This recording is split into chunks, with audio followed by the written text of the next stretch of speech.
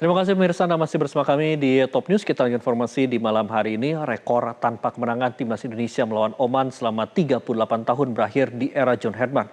Skuad Garuda melibas Oman 3-0 yang membuat peringkat Indonesia di ranking FIFA diproyeksikan melesat 4 tingkat ke posisi 118. Informasi ini sudah kami rangkum bersama 8 berita selama sepekan dalam Top of the Top berikut ini. Presiden Republik Indonesia. Presiden Prabowo Subianto memimpin upacara peringatan Hari Lahir Pancasila 2026 di Gedung Pancasila, Jakarta.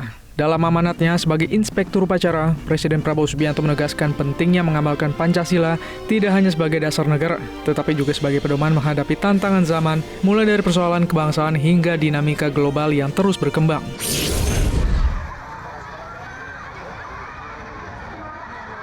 Presiden Prabowo Subianto mencopot Kepala BGN Dadan Hindayana beserta 2 wakil kepala lembaga tersebut. Menteri Sekretaris Negara Prasetyo Hadi menyebut, pergantian pimpinan BGN merupakan hasil dari evaluasi yang dilakukan pemerintah selama 1,5 tahun program MBG berjalan.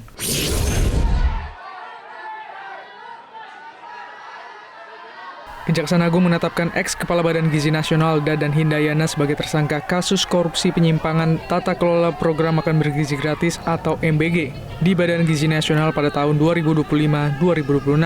Selain Dadan, 2 mantan wakil kepala BGN Sony Sonjaya dan Lodewijk Kusum juga ditahan Kejagung.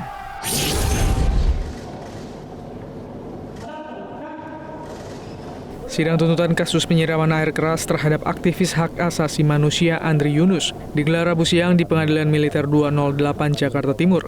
4 terdakwa yang merupakan anggota Badan Intelijen Strategis atau BAIS TNI dituntut pidana penjara selama 2 tahun 6 bulan.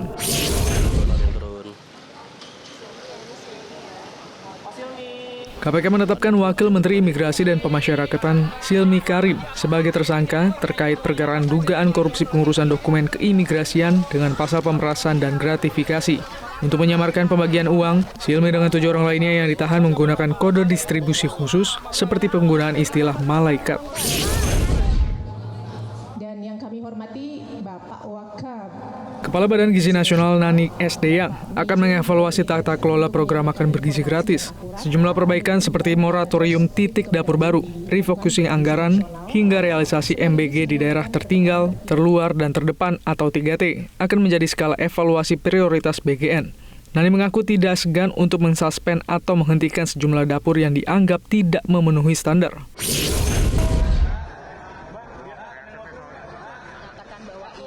Menteri Keuangan Purbaya Yudi Sadewa meninjau langsung kawasan Pelabuhan Tanjung Priok, Jakarta Utara pada Sabtu pagi terkait laporan penumpukan 3.100 kontainer. Purbaya instruksikan operasional bongkar muat di Pelabuhan Tanjung Priok berjalan 24 jam untuk menurunkan jumlah kontainer ke level normal.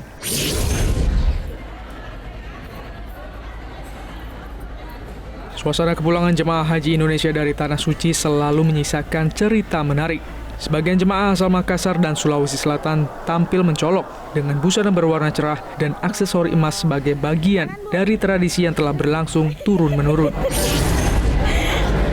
Jelajahi cara baru mendapatkan informasi. Download Metro TV Extend sekarang.